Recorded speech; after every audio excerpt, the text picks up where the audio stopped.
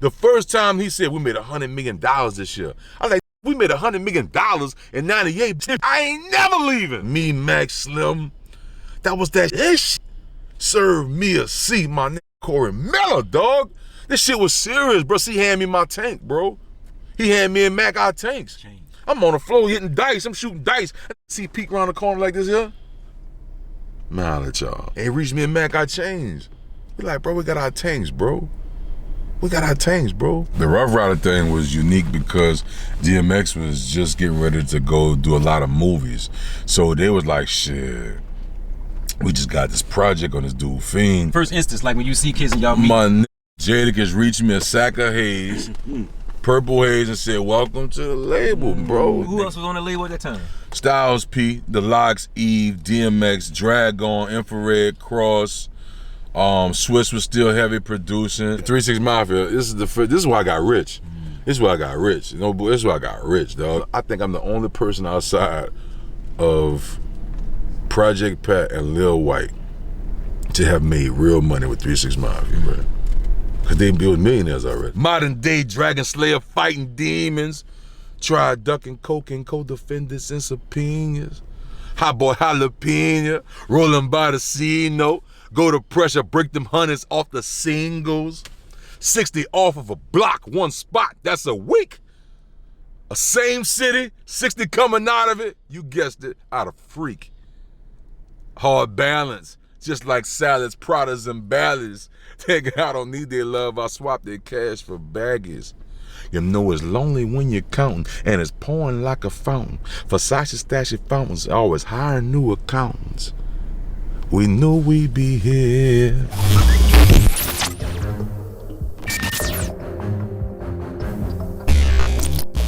What up, it's your man, Fiend, International Jones, and if you ain't know we rockin', well, we rockin' with Video Wayne, you heard me, Jet Life Jones. That's hard right there. Let's get right into that. You say Jet Life Jones, where did that come from? Jet Life Jones, man, seed planted in a big ol' ass garden that we smoked plenty out of, you know what I'm saying? Shout out to my brother Musa Spitter, everybody involved, Fendi P, everybody involved, Stan, Rock, everybody, Rome, you know what I'm saying? It's too many people to name, but Jet Life has been a brand that we have been assisting Spitter help curating. He is automatically head CEO of this brand. But we love him dearly and support this, you know, however we can assist with the brand, you feel me? Well, let's get where you from originally, city and area. Oh, it's all good, man. Born and raised in Holly Grove, you feel me? That's 17, New Orleans, Louisiana, you feel me? Okay. Okay. Anybody else that you share the area with that's known, that's got presence? I mean, you might know a young artist by the name of Lil Wayne, you know, he's Tunchi, you know what I'm saying? Sarcasm for sure, right? Okay. Shout out to Black Menace, shout out to Lil Slim, you heard me? Shout out to Insane, shout out to Partners in Crime. These brothers are also from the 17th. Shout out to Donald XL, he's from the 17th. Did you mention Skip? I was getting that, thank you. Video Wayne, can't forget Skip. Shout out to Super Sense, she from the 17, you heard? Yeah. Yes, Lord. I know that. Okay. Come on, man. Yeah, 17 responsible for some shit. Uptown, period, bro. Like, you hear me? I don't really like to divide the city. I know how it come, you feel me? Like, I love us as a whole, you hear me? But, you know, 17, we our village is strong, and, you know, we stay out the bullshit. Lil Slim? Lil Slim. Oh, we mentioned him already, you heard me? Mentioned him already. Yeah. Damn. Apple and Eagle, come on, man. Yeah. First time I heard you, major fan. First time I heard it, couldn't believe it. When I saw the commercial, it was the baddest motherfucker alive on the box. I get on the phone, call everybody, listen. And when you drop Baddest Motherfucker Alive, that was on Big Boy Records. When I dropped Baddest Motherfucker Alive, it was on Big Boy Records. Another big thing too was that the fact that a lot of Big Boy artists went to No Limit. Me and Mystical. Okay. Me and Mystical. What happened with a lot of people want to say Mia X. Mia X didn't come from a... No, Mia X was already of success, and she was not on Big Boy Records. Okay. She had got with No Limit some years before we did. Okay. Years. How I got to No Limit Records to have that partnership was I was working with Cain and Abel. They went by Double Vision at the time. They were signed to a label, or two accountants that lived in Eastover, you heard me? This shit was dope. We used to go over there to their house in Eastover and record and chill. Then college, I'm like in and out of college at Suno. Shout out to Corey Bush and his moms. I'm doing some writing, helping with choruses and shit. And all that was cool, but when the twins got with Beats by the Pound and did that fucking Gangstified, because they got a feature, I think, from Moby and shit, it was over. We had real money in the video and shit. We was wilding, son. We was wilding, bro. You know what I'm saying? So Mia wanted me and Mac to feature on a song. So she got me and Mac individually. You hear me? I met with her like in Swag, man. She was on some Mafia shit, dog. She sent somebody to come get me. I met her at Swag, man. She around pushing a basket, doing her shopping. He walked me up to her. That shit was on some Mafia shit, dog. So I walks up and he introduces us and she's like, what's up? You know what I'm saying? Good to meet you. I love your single. The Batsman, we sold so many of them motherfuckers out of Peaches. I was like, bro? So Mia was like, I'm gonna get you on the song. I'm gonna get Mac on it too. I just think y'all like, I think y'all will do spitting y'all ass. Were you and Mac formal already? We was already cool. You hear me? We was already cool, you feel me? Mac was in a group, it was Mac and Storm, and rest in peace to DJ WAP. He was their DJ, you hear me? And so me and Mac was already cool. We stayed not too far from each other, man. Always just had love and respect, you feel me? So we got on song together and it was bonkers. It was bonkers, right? So that was one look, right? The next thing you know, Twins was putting on a project on No Limit, and they got us on something, I believe, right? So then I used to go up there with KL. KL was going out there to Baton Rouge to produce the shit. So KL was like, come ride with me. You know, it's all good. I'm like, bro?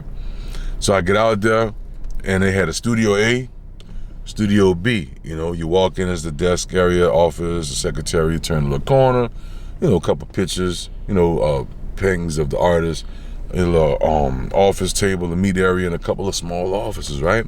Man, that boy P came through that, boy. Me and Kel was on the B side, Kel tinkering around on the drum machine. I'm like, just vibing with him. Boy, that boy P peeked his head in. What's up, Kel? What's up? Kel, let me holler at you, bro. You know what I'm saying? I'll be right back, bro. That's what Kel told me. You sound just like that nigga too. That boy walked off. And when all you heard was this, heard the door. Man, who the fuck you got in my goddamn studio? You know what I'm saying? I was like, oh shit. I'm in that bitch like, okay. Say, bro, nah, man, it's all good. Man, I don't want nobody. Which is right, bro. He ain't know me like that, you heard me? It's his office, his safe place. Kel was like, bro, I'm telling you, dog, we need him, you heard me? That boy gonna do something, you heard me? Man, that went on and on. Then I kind of like blocked it out somehow. You know what I'm saying? Like, I'm still out there. He came back in, Kel came in. Man, it's all good. You know what I'm saying? He sat down with the tinkering around. And it ended up being probably, I don't know, man, like. P hadn't heard Baddest Motherfucker Alive yet? I don't even want to tell you he might have. Let me tell you the funny thing about it. He probably maybe he gonna put his face with the song. Maybe, but I'm gonna tell you like this. I used to see that boy on the Parkway handing off t-shirts and shit to KL or whatever, just passing, going home or something, right? And that boy had a concert at Riverboat Hallelujah. You heard me? And he was selling his own CDs. His own cassettes. And I remember buying a CD and cassette from him. My brother Damien fucked with P because he went to the Bay when we was kids. I'll never forget this shit. He came back with an Oakland Athletic starter jacket and shit. You hear me? Like, Damien back with a starter jacket. Oh, Damien got the Oakland Athletic jersey, fucking starter. I said, D, tell us about the Bay. He like, oh man, so many bad red bum. He just running to it. We kids, you heard me? He like, dog. And they got this group. He came back with a Master P CD. You heard me? And a TRU shit. So I was like, so he was fucking with it. You heard me? Like, man, what the fuck is you listening to, dog? He said, man, he got a concert at Riverboat Hallelujah. Won't you come with me? So I went, because Mia on the bill. I'm like, I get to see Mia X, you heard me? I go to the concert, and everybody walking in, and I look. Oh, I said, that's the dude from the CD. You heard me? I said, I'm going to go buy him a supporter CD. I'm going to go get a CD and a cassette. You heard me? I bought a CD and a cassette from P myself as a kid. And what P was he at that time? What songs was out? I couldn't even fucking tell you. Like, I ain't buy it like, oh yeah, I know that's on there. I was like, I thought it was dope. He was selling his own stuff. He had Mia with him. I was sold. You know what I'm saying? I love music. This man behind the counter, selling his own shit. That boy wearing socks way up his knees and shit. I'll never forget this shit. I'm like, man, where's he from, dog? Everybody thought it was dope. He had his own identity, and I fucked with it, bro. I'll never forget, I saw him. I bought the CD and the cassette, and I know he don't remember that shit. You know, because I didn't get into a whole conversation with him and all that. You said you don't remember if this was like before or after Ice Cream Man? Oh, this was definitely right at the verge Ice Cream Man, and Bowed It just was getting ready to, you know what I'm saying? Bowed It was already catching a bubble, and that's what he was going to end up doing, right? And I remember him performing Bounce That Ass and shit like that. But you know, I'm an artist, and I wasn't really listening to what he was doing, but I respected what was going on, so I copped it, and I'm supporting that shit. You hear me? And I remember getting it. And getting out of there before it got too bad. Fight break out, so damn, we gotta get the fuck out of here. You hear me? Yeah, Riverboat, yeah. Riverboat. That shit all the time. So we end up dipping, and that was that. You hear me? I'd have never thought like I'd have signed and made this type of history with these people, but man, it was a different type of electricity, bro. Like, you feel me? Like, once it got to a point like we talking, cause see, I was working with another company, and this company was like open-minded to doing a third-party deal with No Limit Records. P wasn't interested in doing no third-party deals. When you say working with a company, meaning you were signed already? I wasn't signed, but regardless of paperwork or not, we're joining at the hip. It was wild. It was, when I say it was wild, because they were bubbling. At the same time, he wasn't trying to do no third-party deals. And he was like brushing it off and brushing it off. But I was fucking around, coming and showing up and vibing. I wasn't recording nothing, you know, just vibing. And then one day, it was like, he was like, man, like, what y'all really trying to do? Like, man, we trying to run it up. You hear me? And he gonna do it. And he was like, yeah, man, bring me 250,000. You know what I'm saying? Nigga said, word, all right. I went out there with a bag. You know what I'm saying? Me and mine pull up with a bag. You know what I'm saying? Ain't hesitate, ain't blink. Ain't blink. You hear me? Here go the bag, what's up? Next thing you know, Don't Fuck Around was recorded. By the soundtrack, shit was over, dog. It was over. It was over, dog. It was fucking over, dog. It's like a nigga came in there and said, I'm waiting for these dice. When they bring these dice down from upstairs, then we can get to it, dog. I felt that shit in my spirit, dog. You hear me? There wasn't complete the Body soundtrack yet, and he was letting the artist's music get placed in the movies. We did Don't Fuck Around, and the person who I'm partnering up with was like, Ricky, oh my God, right? He was like, God, my hands. So that boy P heard that song, put it in a movie while he was in a crack house with the smoke all there with the red bin. It was over, bro. It was over. It was over, round. Then that boy was like doing Ghetto D, his album, right? Man, that nigga let me get on like about 8 fucking songs. I was turning in songs. It was like, bruh, what, you and P a group now?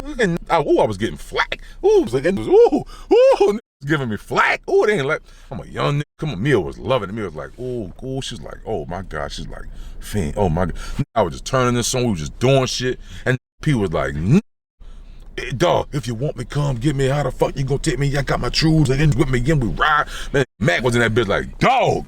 I wouldn't leave that bitch, son. I was there. I stayed up 5 days straight. The rule of thumb is you stay up 7 days, you kill yourself. I didn't know that at the time. I stayed up 5 days straight, bruh.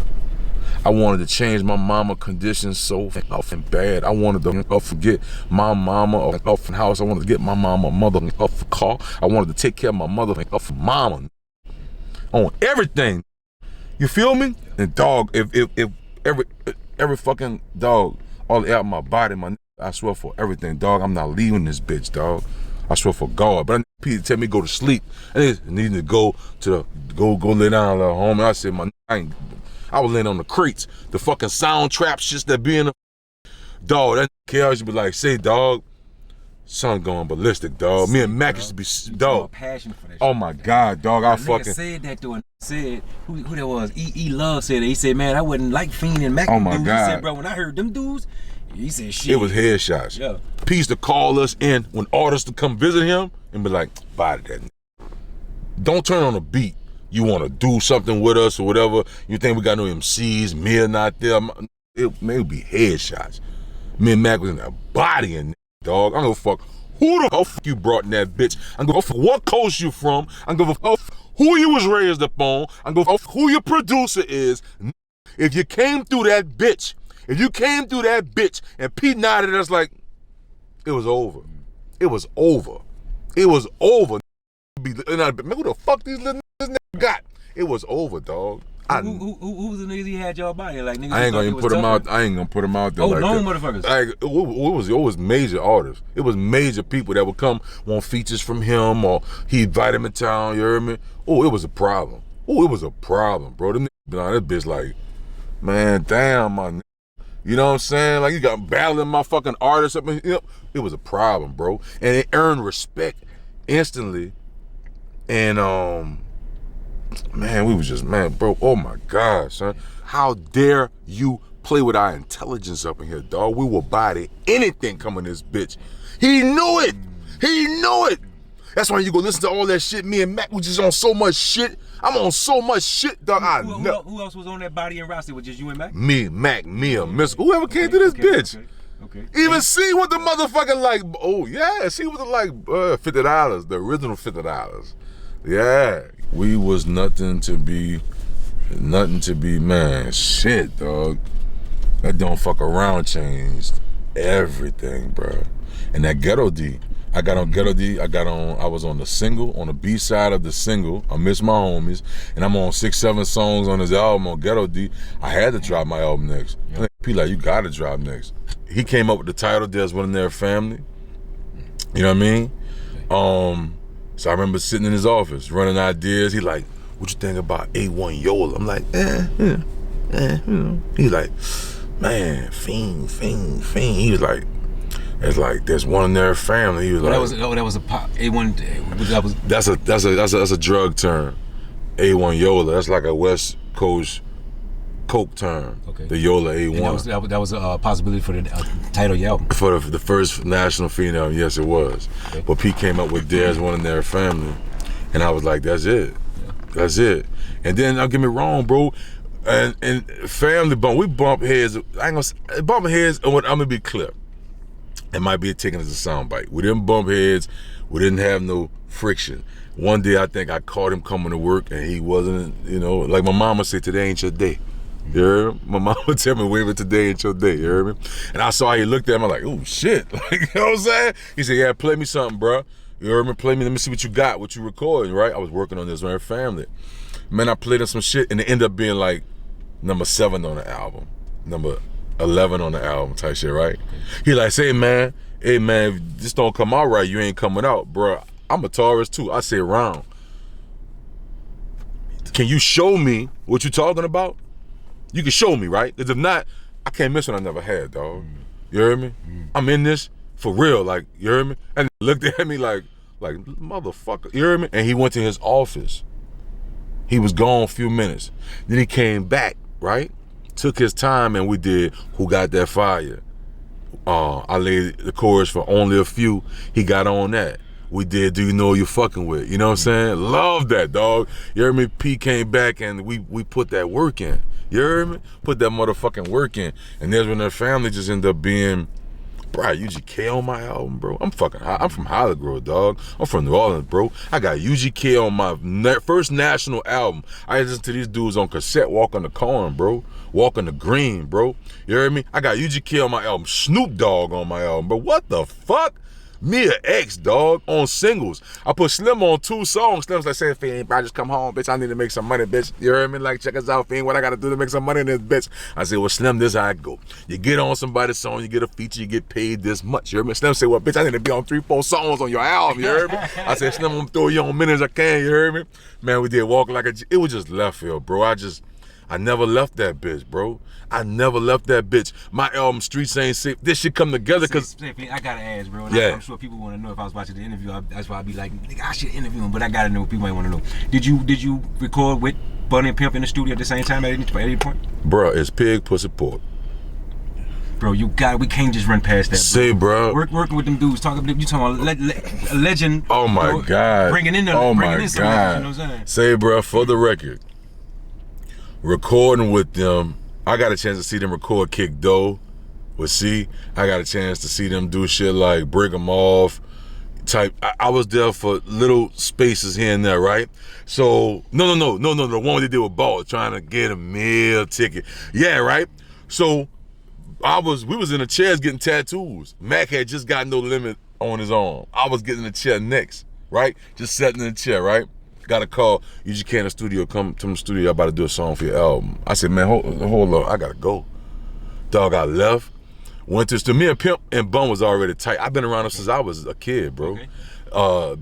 DJ Baby T, who produced Tim Smooth's first EP, what I Got to Have It, Meet Me at Rube, and I Don't Give a Damn About Your Boyfriend. That's my cousin, he produced that. So he went by Baby T, then he went by Lil Daddy, right? So Lil Daddy had me around UGK as a kid. 12 years old, you heard me? 16 years old. I was around UGK as a kid, smoking sweets out there in Houston, Texas with these grown-ups. I grew up hella fast, you heard me? So I was already around legends. I was destined to be fucking him. This is what I'm trying to tell you.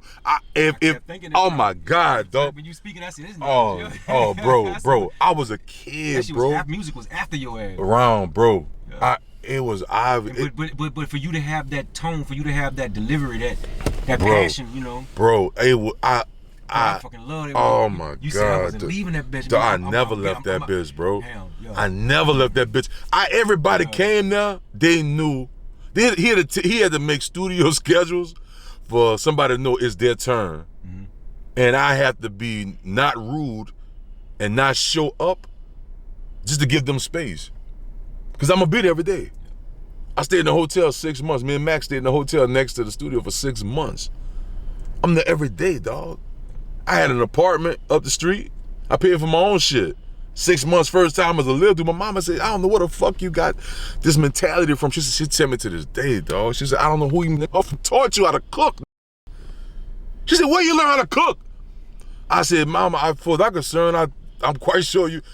She said, you moved the fuck out my house at 18. She said, I don't know what the fuck where your head was at. I lived in a hotel for months and saved my money up from Ghetto D.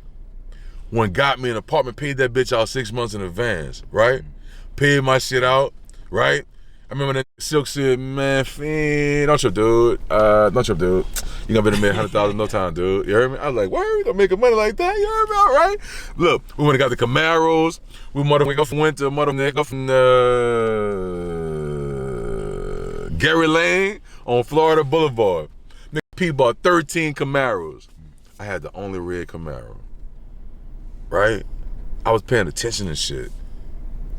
You know what I'm saying? I was paying attention to shit. What's the significance to that? I was on fire. You know what I'm saying? I wasn't leaving this bitch. He knew I wasn't leaving this bitch.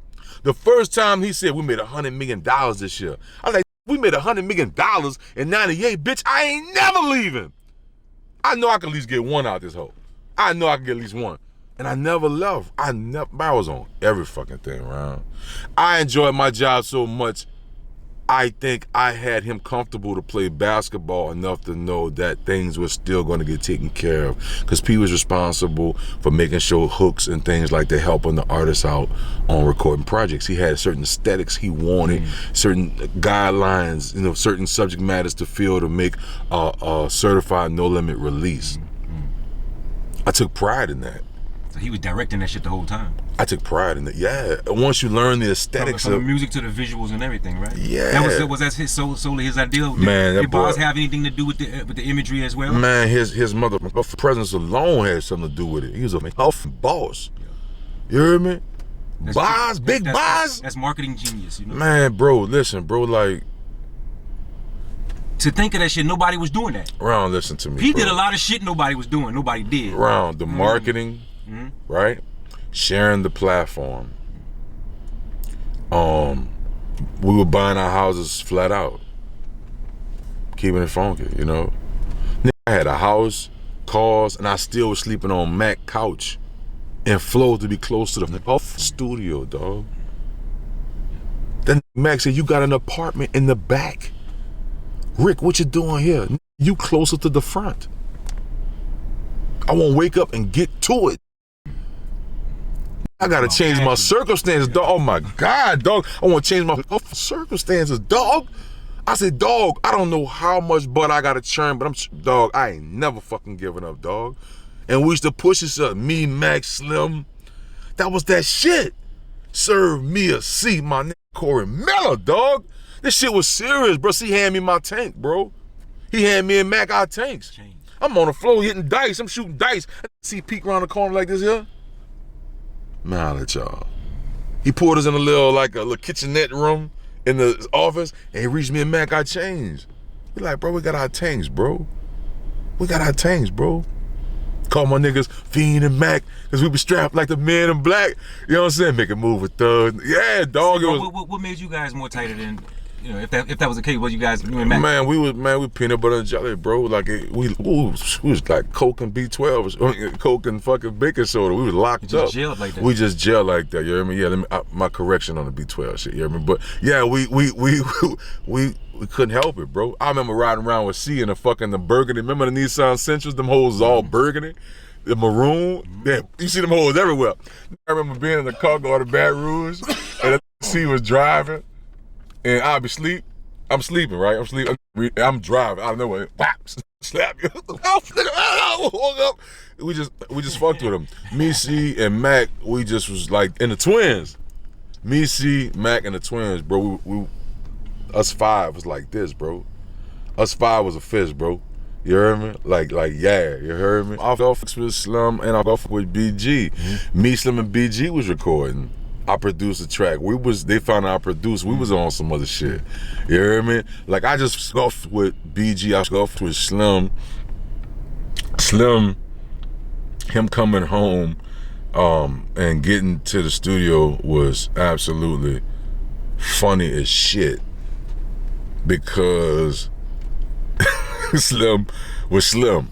I remember Slim walking in the office one day and said he needed a TV, right? Now, this is 98. Mind you, P just made $100 million. Right. Not to say that changed, but let me just give you the picture. This is a nigga got $100 million. He didn't have yesterday, but he got $100 million. Slim coming out, say, P, bitch, I need a TV, bitch, come with me to Walmart. Nigga say, hold on, what? What? P was looking around the room like, who the fuck you talking to? You know what I'm saying? So we all get to laughing. He said, come on, man, bitch, I need a TV, bitch. You heard me? Go to Walmart on the street, you heard me? That nigga P, nigga looking around at me like, nigga, he talking to me.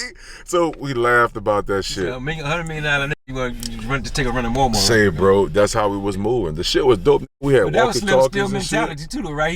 He never really, you know, he was still Magnolia to the bone. He was still Magnolia to the bone, and I missed the conversations with Slim. Slim and BG, I miss just conversations because cats be wanting to find their way, and the streets will eat you up. And the Slim and BG, I've always been having some kind of space where I hear it like what's up with this, bro? Like how this work? And I'll be in this space. It may not be nobody but us. And I'll be like, nah, you know, don't trip. You know what I mean? Don't trip. There's songs out there with you, Slim and BG together? Yeah, I got a song, me and BG and Slim out called Fired Up. I produced it for this MTV joint. Yeah, I forgot for Slim, dog. I forgot for Slim, bro. Like, I forgot for Slim. But that shit hilarious. I remember Slim God bless his soul. I remember Slim, I was in a club in the House of Blues. I'll never forget this shit. Slim was in the 17th side. You heard me? I was on stage or some shit. No, I was at the door right before you go by the bar on the right-hand side in the House of Blues. I'll never forget this shit. That boy Slim was over the 17 hollering at some people, and he was looking at it, and I remember there's this little female.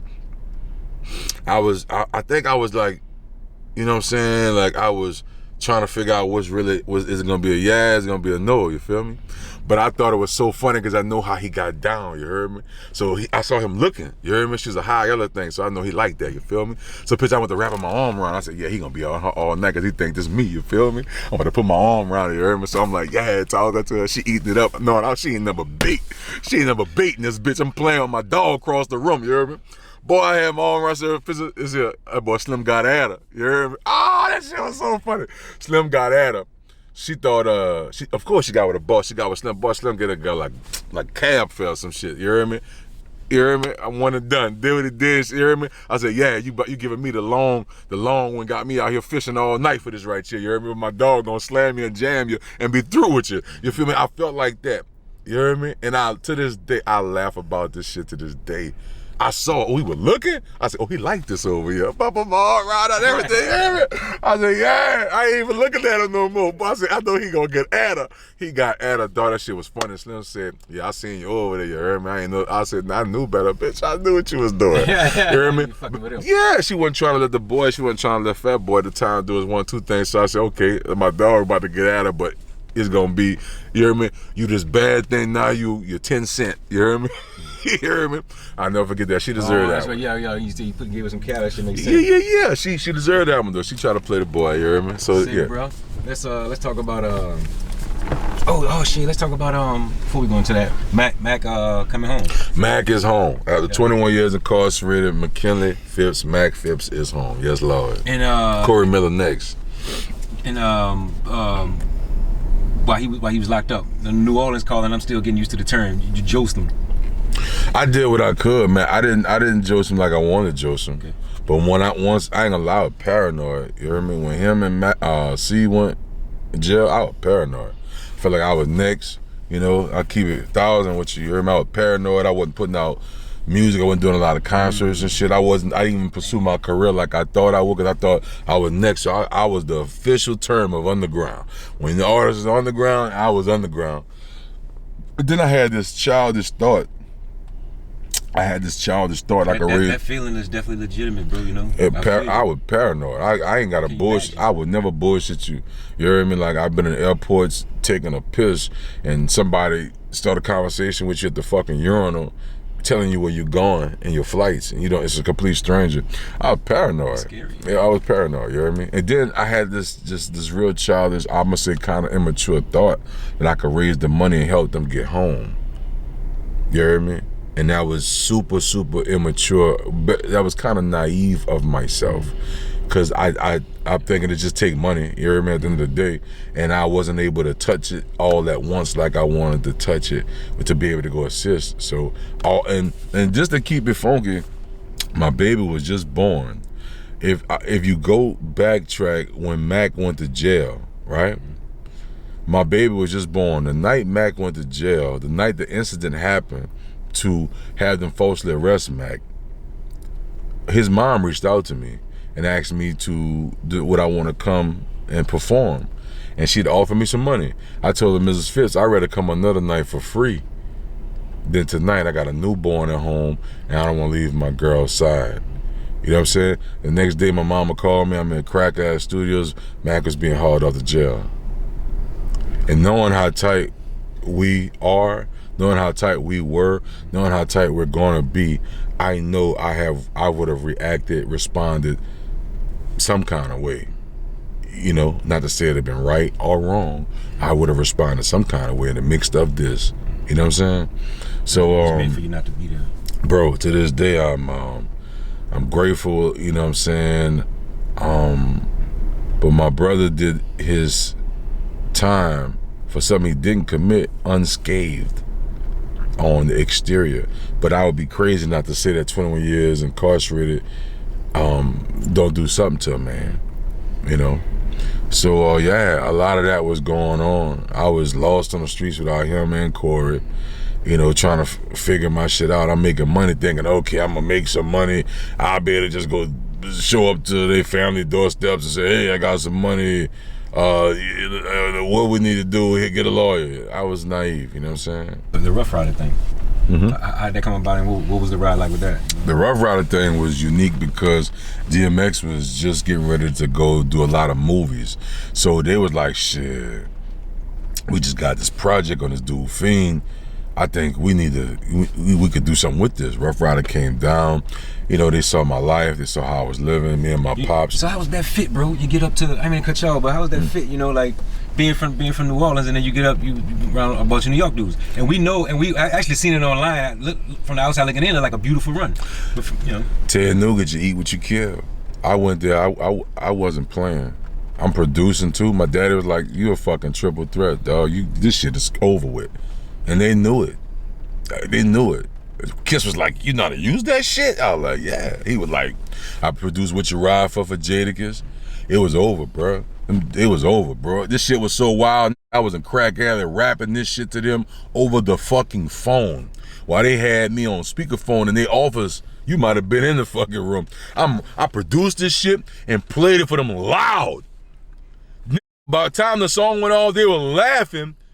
But they was laughing like, he wild, dog. I was like, I'm not fucking playing, bro. I'm not fucking playing, bro. How did the other members of the label I loved it. Kiss was like, it's over. Kiss was like, it's fucking over. Yeah, first instance, like when you see Kiss and y'all meet. My Jadakiss reached me a sack of haze, purple haze, and said, welcome to the label, bro. You heard me? He gave me a hug. He said, you know how to work that shit? I had my drum machine in my arm. He like, you know how to work that shit? I said, fuck, I'm juking this bitch. My wrist in the pot on this bitch. Yeah. And I produced What You Ride For. I dumped my shit off a 2-inch reel. Kiss was like, oh my God. Who else was on the label at that time?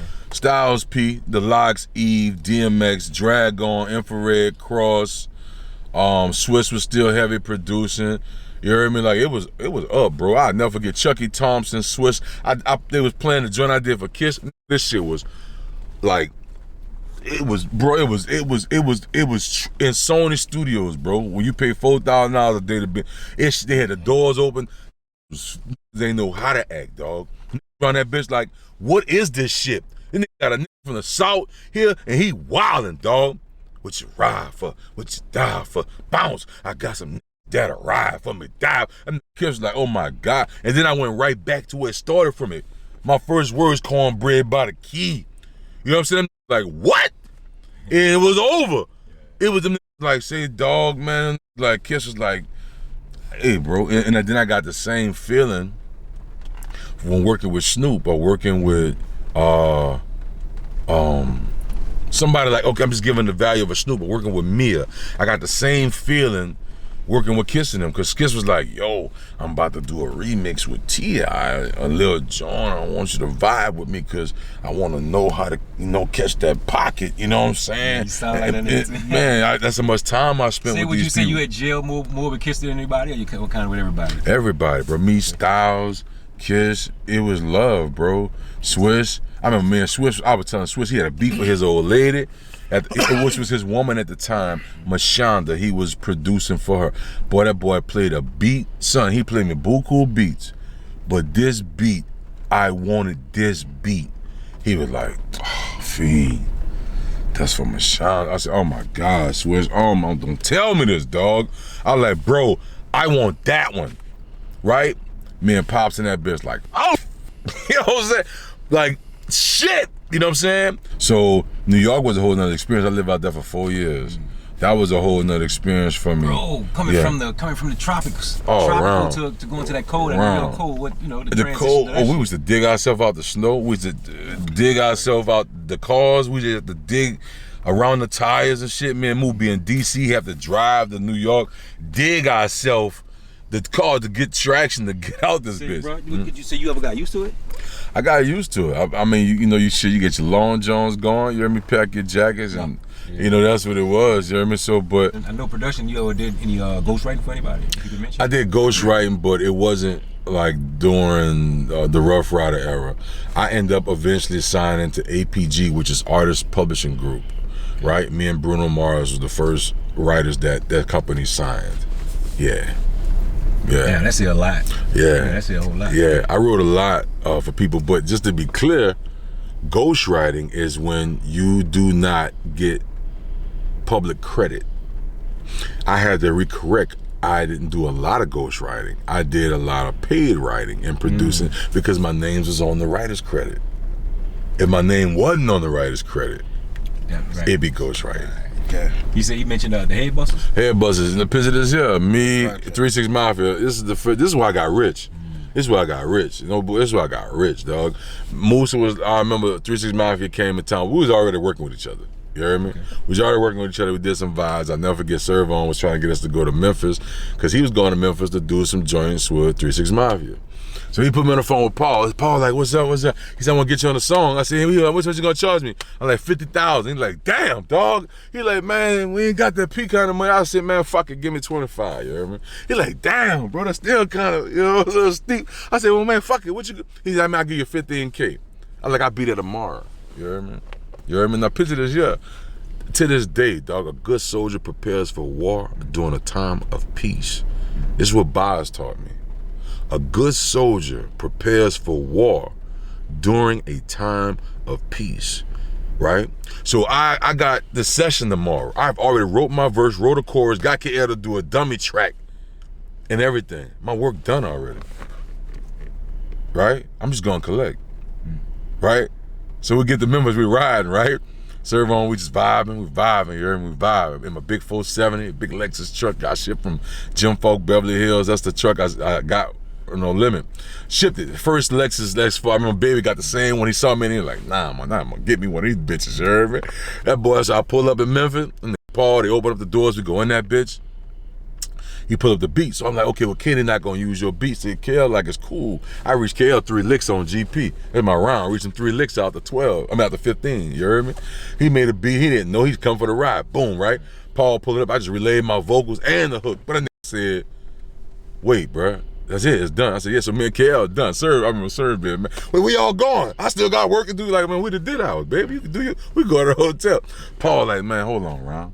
What is it gonna take to get you on another chorus? So they want to pull him into the room. Well, hold on, bro. We're gonna get you on 2 more choruses. They offer me like 8K. I'm about to leave at about 50K. At the end of the day, you're gonna pay me about 50K anyway, you heard me? So that boy took me to the gas station. I never forget it, at a bank and a gas station, so they cashed a check for me, right? So I got 15 licks. I reached KL 3 licks, you heard me? So we get back, and Serve still working, and we end up doing some other shit, and that was that, but we gelled so good. And boys at a concert in New Orleans, Moose said, let's go, y'all at 3-6, they're gonna be in town. Man, we go over to the concert, check them out in HOB, they rock that bitch.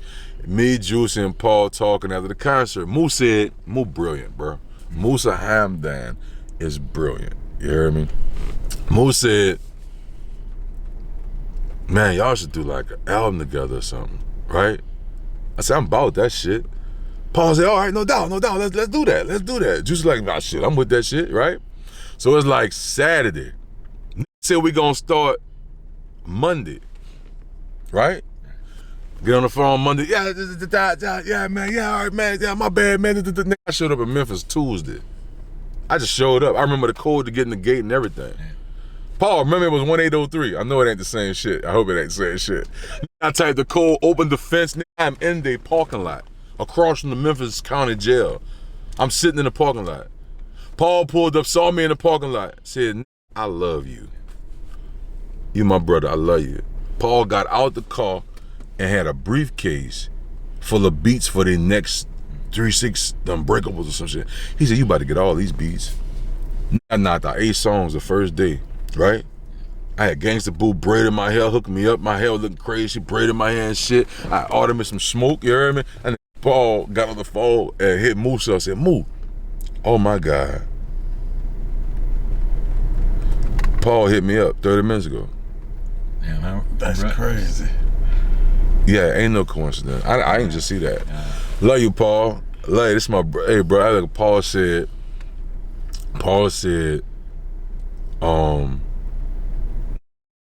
Mo, what is y'all doing? And he just did 8 songs. He just did 8 songs, bro. We ain't wrote a verse yet, right? I came back the next day, I did the rest of the songs. Nobody laid nothing down. They loved it, dog. Listen to me. It was, bro, but you was geared because you know all that shit with no limit, all that shit. With, oh my God. Not leaving and oh my God. All that shit. Yeah, you was. Yeah. I love P Hustle too. Like he wasn't scared. He wasn't scared. We used to be sitting at the table, but that boy be falling asleep, freestyling.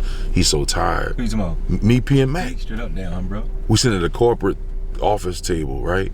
A long type of oval type of, that boy PB, high side with the high side, right? And go to sleep right in front of you. High side, wait, you heard me? So I used to say to myself, not knowing, nobody regarding the ancestors, bro, you know what I'm saying? Like, I love working. I was like, man, if he made 100 million in 1 year, fuck that. I know I'm getting out of here with 6. Easy. You know what I'm saying? I don't know what I'm gonna do with them 6. But I know it's gonna come. And that's how it went. Listen, we were wrapping up the head busters, right? Now, I done known many people to do projects and do things, but I think I'm the only person outside of Project Pat and Lil White to have made real money with 3 6 Mafia, bro. Cause they built millionaires already. You know what I'm saying? They're millionaires already. Yeah. You heard the me? time you guys got involved, you said it was millionaires. Man, that shit was so real. Man, me and my daddy was sleeping on, man, me and my daddy was playing PlayStation. Whoever won got the fucking bed, nigga, in our room. That's how it really was. My truck broke down once I got there. I ain't question none of that shit. None of that shit. Yeah, then you see your truck broke down while that bitch broke. That bitch goddamn said, okay, had enough. Had enough, you good, huh? You got me thinking like a motherfucker. Round, I'm trying to tell you what's real, right? And we worked on a project, right? So I was like, how much we gonna do? We didn't have a number. We didn't even have a number. This is what I love about if you got good intentions and y'all can work with each other. Don't have to wait for someone to have to orchestrate business for you. You're gonna pay a lawyer 33 1/3. You could have saved that just to get the premise of business with each other, right? So we get in there and knock a project out. Them boys said we got a concert in Nashville and we could come back, we'll get with you. Come back, nigga, I'm riding with y'all, nigga. I'm on stage with them at their concert, saying backups. I don't even know all the words, nigga. You hear me? This shit was hilarious. They fucked with me that hard, dog. Nobody. God was with me, dog. I'm on stage, bro. They didn't say, nah, dog, what you doing? They gave me a mic. I had no songs with them at the time, but that one song, and they didn't do it in the concerts. Nigga, you understand? They didn't fuck with you hard. They didn't even do the song. Round. Did you hear me, bro? And then we came back and got in the studio and put the nail in the coffin. They said, we're going to add all our parts to it. Right? We go to Selecto Hits. We sit down and negotiate. This the fun part. Because until you got to negotiate with niggas you fuck with, you don't know what uncomfortable is. You know what I'm saying? Nigga could talk all that shit. Ooh, you could talk all that shit. But until you got to sit at a table with a niggas and bust a pie down, you don't know what uncomfortable is. Because you're going to need your friendship to have patience and will. You could love somebody, but is you willing to fuck with them? So you had to have will. So I enjoyed all these lessons. Me and Musa stayed up all night. He was devising 3, 4 type of plays like fucking Belichick. Devising different type of plays and shit. How we gonna negotiate this shit? You heard me? So it's 100,000. Man won't give us 100,000, right? Move like, okay, y'all split it 50-50. He said, hold on. Juicy, you cool with that? Right? Juicy said, man, I'm cool, whatever. He said, man, maybe we need to look at it again. Okay, fuck it. Fiend take 40, y'all take 60. He like, hey, Juicy, you cool with that? She's like, man, yeah, it's whatever, you know what I'm saying? So boom, Fiend take 40K, I take my little 40 piece. I take the 40 piece and about to buy the fucking Cadillac truck from Paul. He had the cut off shit like the fucking Avalanche, yeah, but the caddy version. So I needed transportation. So I'm like, look, I got my the whole 40 on it. Like, look.